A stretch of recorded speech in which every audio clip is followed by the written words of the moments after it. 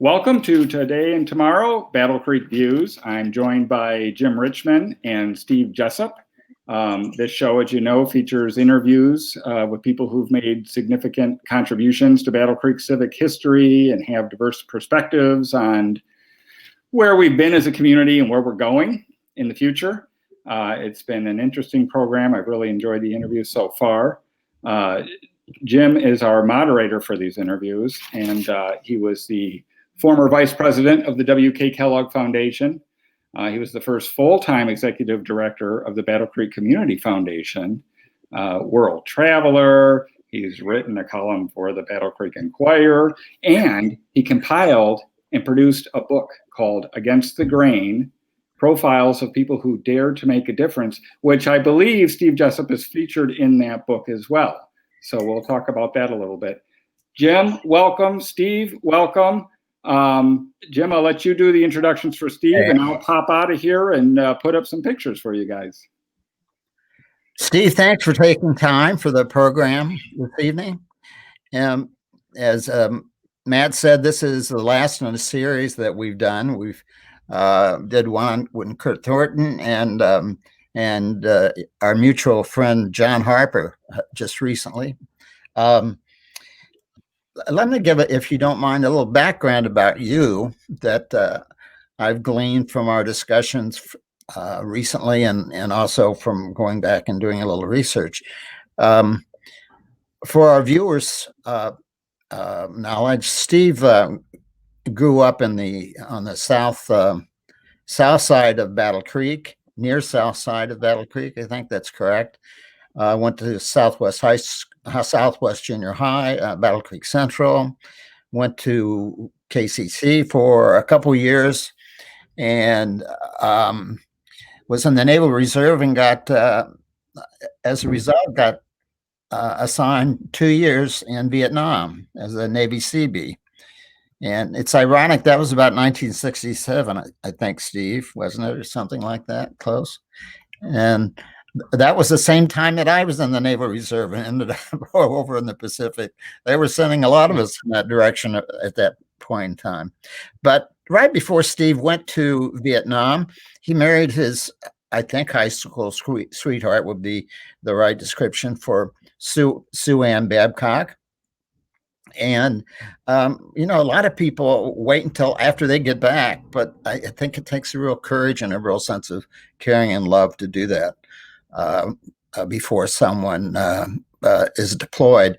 And while Steve was gone, Sue Ann, I think, worked full-time at Ralston Purina plant, and she also bought a house for Steve and herself out in an old farmhouse out in Newton Township, and where she could practice her love, really, of horses and horse training and horse riding.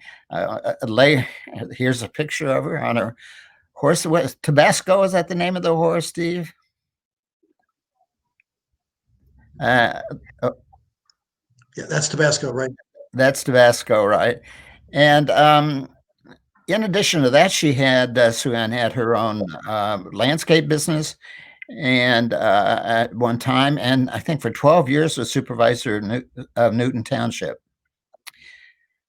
So when Steve got back from Vietnam and out on the farm, he completed his degree and CPA, became a CPA, and his degree was in both accounting and financial management. Worked up in Grand Rapids and several other places as an accountant, and then started his own firm, the Jessup Group, here in Battle Creek, and which expanded and had kind of a niche business of helping non-financial people understand financial information and make good decisions as a result of that. And one of Steve's clients at that time was visiting nurse services, which provided home health care services. And I remember being on the board and being really impressed by Steve when he came in and made the reports to the board about the state of the organization. And it turned out that Steve, who has told me that he loves to kind of develop models, problem-solving models, became a national expert in home health care service delivery. And in addition to his business, he, for years, I don't know how many years, Steve, but you traveled Monday, Tuesday, and Wednesday to New York City to help run another major health initiative there. And I think that's incredible to do that, have your own business here, and also be involved in a variety of civic activities. You were one of the first of just a handful of people responsible for the development of Binder Park Zoo in the very early years. I think you served as treasurer and board chair of that organization. You were board chair, I think treasurer of the Battle Creek Community Foundation. You've been involved in the Chamber of Commerce and United Way and the Downtown Development Authority, and the list just goes on and on. So I don't know how you've had time for anything over the years. You've been so busy with your work and your civic responsibilities. Why did you? Why did you pick Battle Creek as a place to stay and kind of develop both your business and some of the entrepreneurial activities you've been involved in?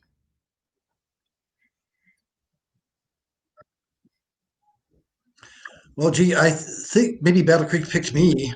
I was born here, obviously, and so was Sue Ann, as you mentioned, and we have family here and rich friendships.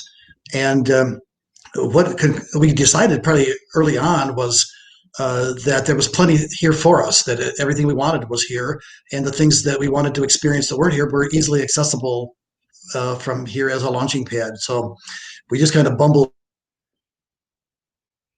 into it and kind of made a commitment to each other and to try and get the best of what we could around here. Suanne, as you mentioned, is always interested in, since she was a little girl, wanted to have horses, and she finally got the ability to do that when I left town and nobody was looking, and she started buying horses when I was away.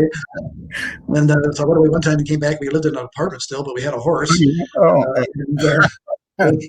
And we found out the horse was pregnant, and the next time I went away, we had two horses, and then she bought a farm to keep them on. And,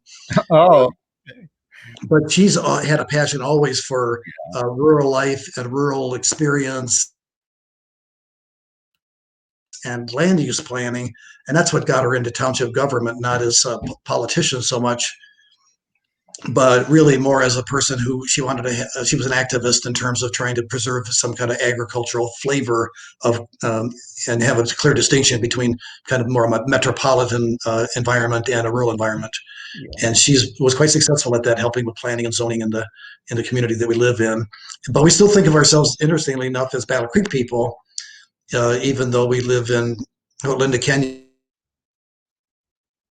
And one of our neighbors calls the manure belt.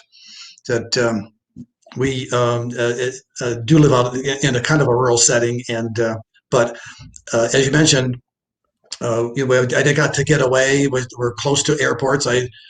For I don't know, 16 or 17 years, would get up every Monday morning at 3:00 and drive to Detroit Metro and get on a plane and spend a few days in Manhattan, working for a biotech research foundation, which was an experience that I wanted to have, and I had the luxury of doing that, and I could do it easily from Battle Creek. Interestingly enough.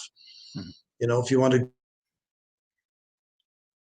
get to world-class art, you can go to the DIA in Detroit or the Chicago Art Institute, or there's the things that are accessible to all of us from right here. It just seemed like a great launching pad and an interesting place to be, and of course, people that we know and love that we want to stay close to. Steve, talk a little bit, will you, about your CPA firm that you started here and the niche that you described in an article I wrote about you 20 years ago about. Like that, there's the article.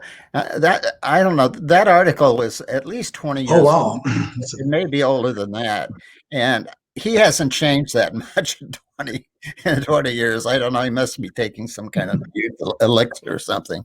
But you in this article, you talk about the began building financial models for helping non-financial people make good financial choices. Has that been a focus of your CPA business in your firm, or is that kind of a general interest that relates across a number of areas? Yeah, actually, I think that's the focus of most of my work with all kinds of methods. With all kinds of organizations? Well, I think it is generally true that everybody can't be good at everything. And there are some people who probably are good at everything. I'm clearly not one of them, and a lot of the people I work with can't be good at everything. And so, really, kind of a division of labor idea where you find people who have. And I used to work with a lot of people who are very passionate about their work in healthcare specifically, but also in other areas of science or community service, and they had incredible capabilities, but either the accounting or the business management aspect of their world was just something they didn't have the time or interest to develop, or maybe the capability, but I doubt that. I think I worked with a lot of smart people that could have done accounting, but it was not the best use of their time. They were great doctors or nurses or researchers, or had other kinds of marketing or business development skills. So I always was interested in trying to help them be more successful by taking administrative and financial accounting burdens off of their plate and trying to solve problems there to help their businesses thrive and be successful. And I had some success helping people with that, and so I just kind of migrated in that direction. I did that with a number of enterprises.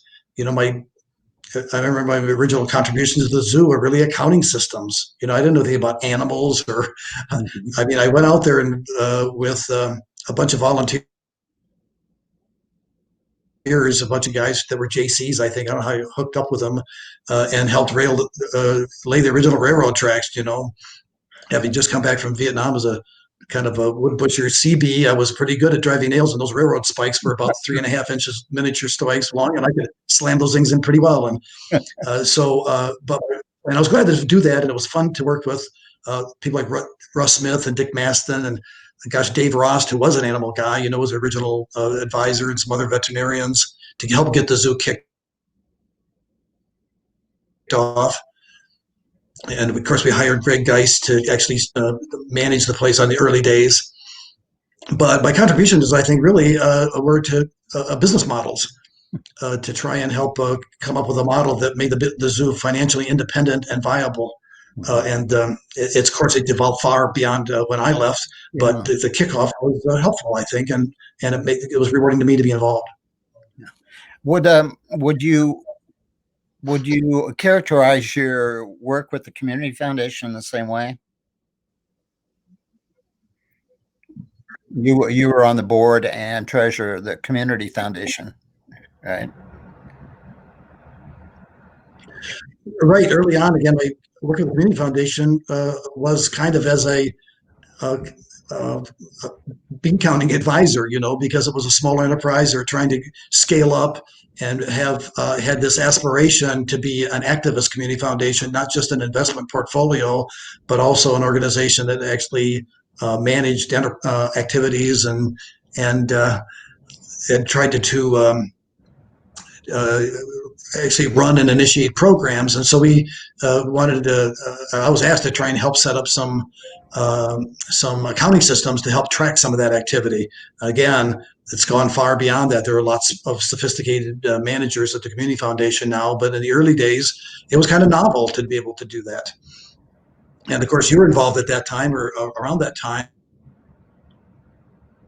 Yeah. And so was I think Bill Lamote was chairing a finance committee, and he had really expectations that would stretch the capabilities of that organization.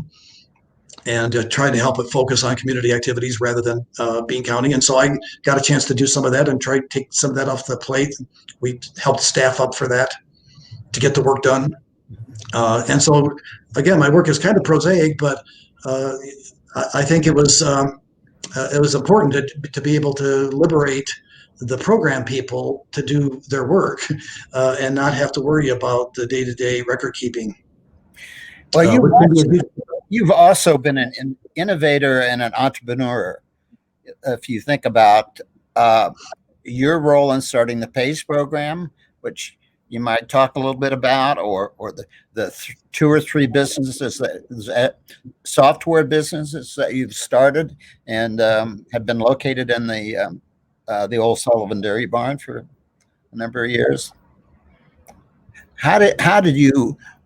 What part of Steve made you get involved in that kind of endeavor? Well, again, some of these things, if you're just out trying to help people, you wind up bumping into interesting people and doing interesting things. I was helping write financial accreditation standards for home care organizations and community-based health organizations through the National League of Nursing, which is based in New York City, and their subsidiary, the Community Health Accreditation Program. Interestingly, a group of people from San Francisco had started a pilot senior care program called Unlock, and it was based on a Chinese idea of kind of like shared babysitting services on steroids. And this group wanted to have somebody come in and accredit them because there was nothing else like them. And at that time, they were going through a process of becoming a demonstration program for Medicare, which Medicare ultimately called the PACE program, Program for All-Inclusive Care for the Elderly.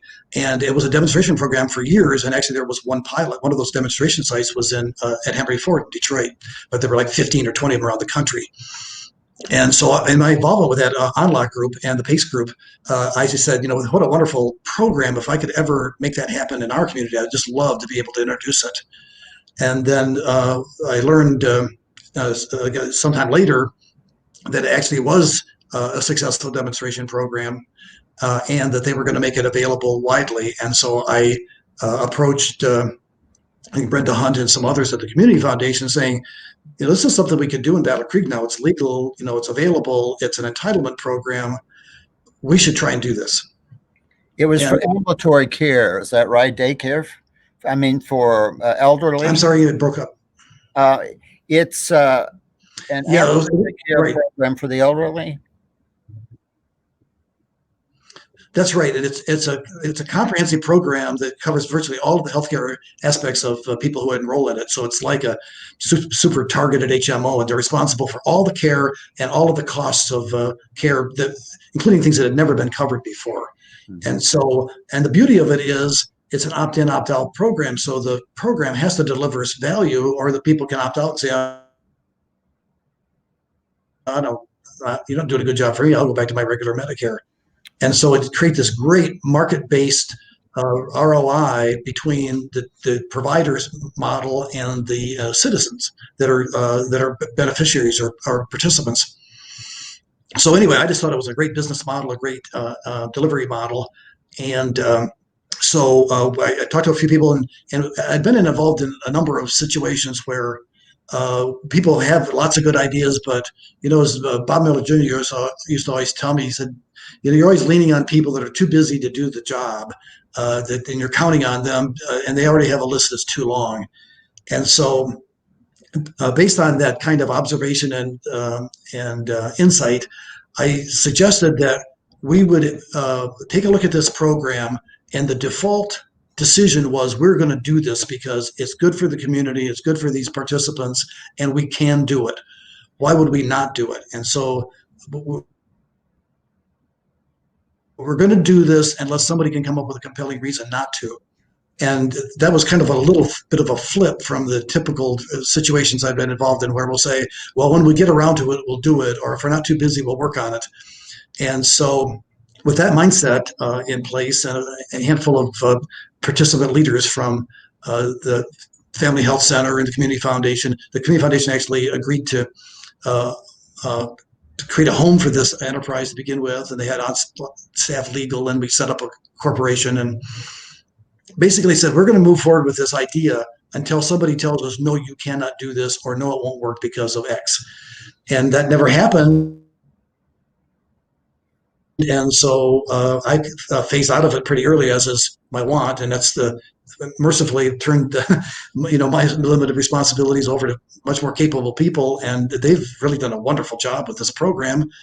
But I think it just came from a serendipitous opportunity that I got exposed to these people, actually from one of those plane rides to New York one day.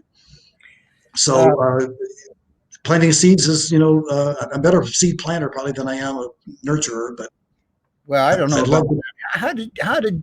How did you and Larry Reiser get involved with the effort to restore and turn the old Sullivan Dairy Barn into a kind of a hothouse for small tech businesses? Well, that was Larry kind of extorting me to do that, because there's a building there. He's an architect. He and I've got a lot of chance to work with Larry over the years, and also I guess I started way back with Phil Hoy and other architects in town early on, and Randy Case, but these people are always coming up with great ideas because they're creative and thoughtful and insightful, and I'm really kind of more of a pragmatist. So I couldn't figure out how this is going to work, but I trusted Larry because he had this vision on it. I said, I don't know what you're going to do with this little barn, but I believe if you believe you can do it, I believe you can. And then we recruited Dave Schweitzer to get involved as well, and Dave also could see the vision that I couldn't see at the time. But I really did want. I had some friends and some clients that we wanted to have a nice place to work, and we wanted to have a place where these technology-focused companies could kind of come together and nurture each other. I'd been involved out in the San Francisco Bay Area and some technology company enterprises, and they had these little tech centers where they would have monthly picnics, and all the people would kind of cross-pollinate with ideas and energies, and they'd steal each other's employees and steal each other's ideas, and everybody kind of won in the balance. Yeah.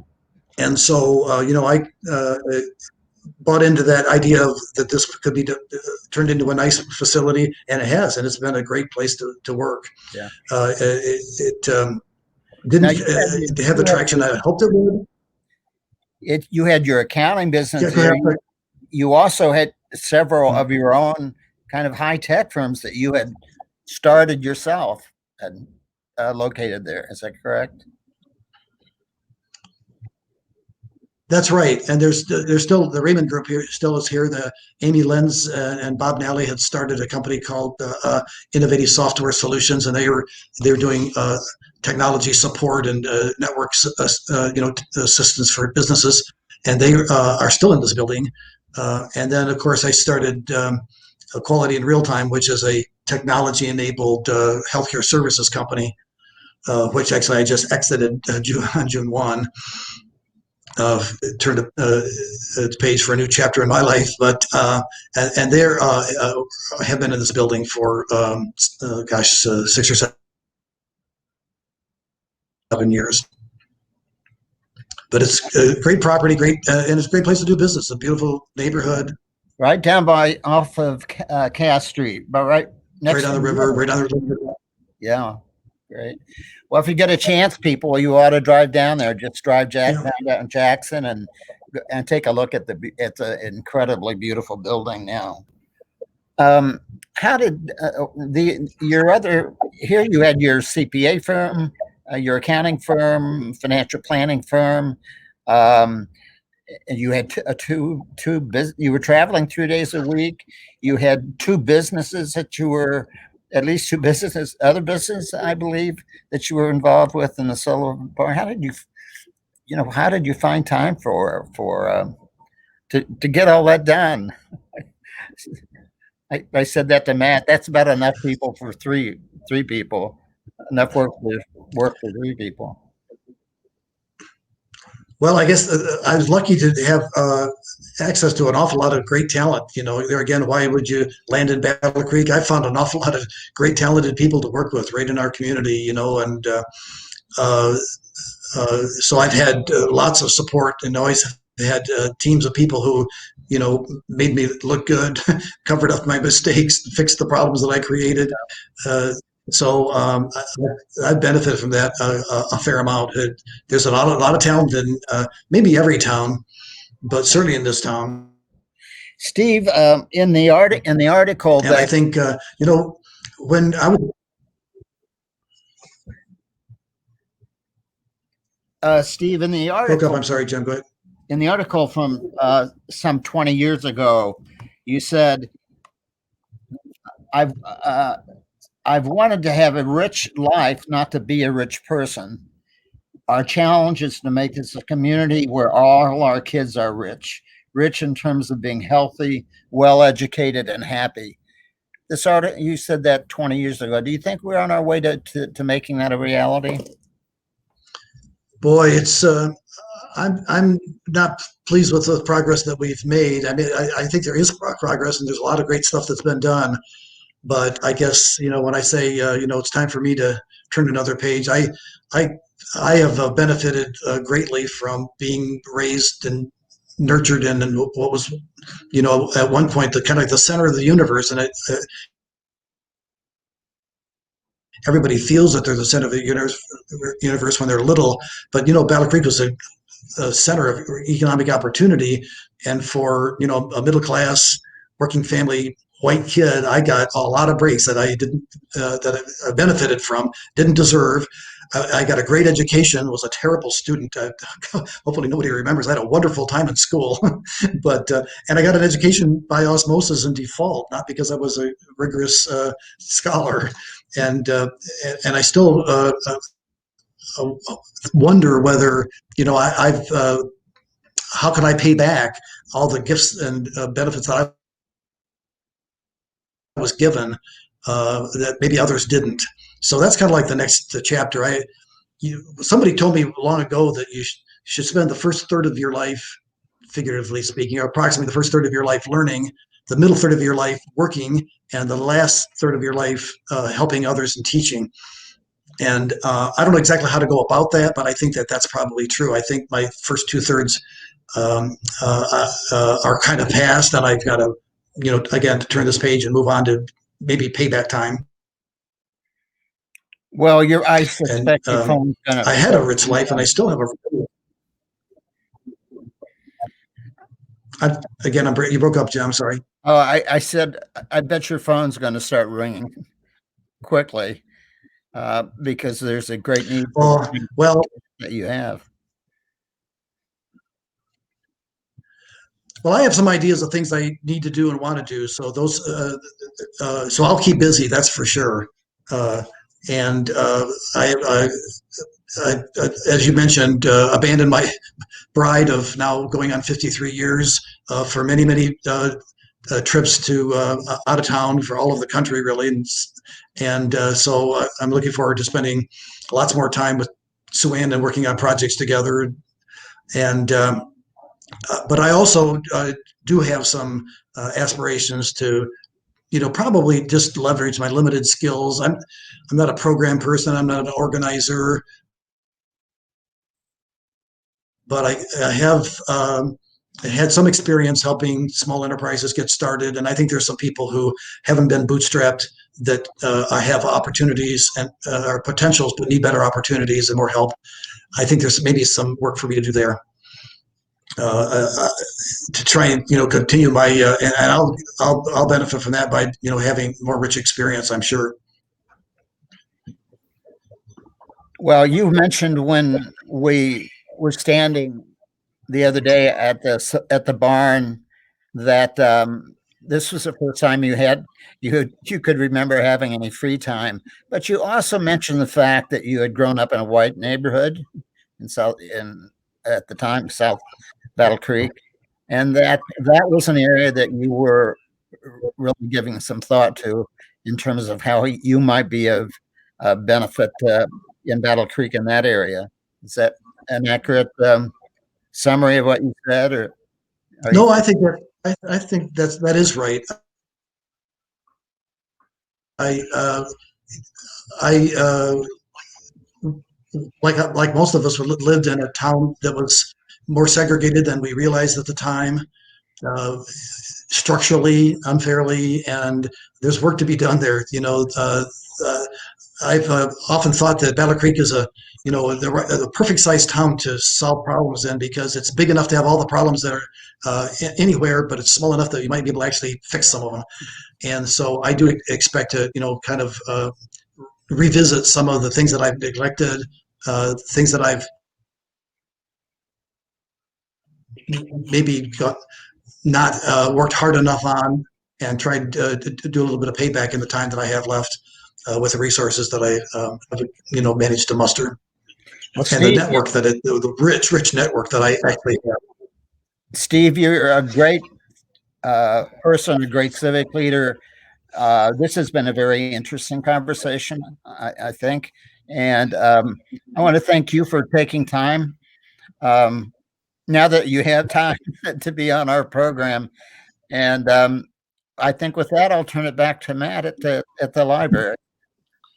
Well, thank you, guys. Thanks, Jim. Thanks, Steve. Thank you. That was a good talk. Learned a little bit of history, and I think more importantly, it was inspiring.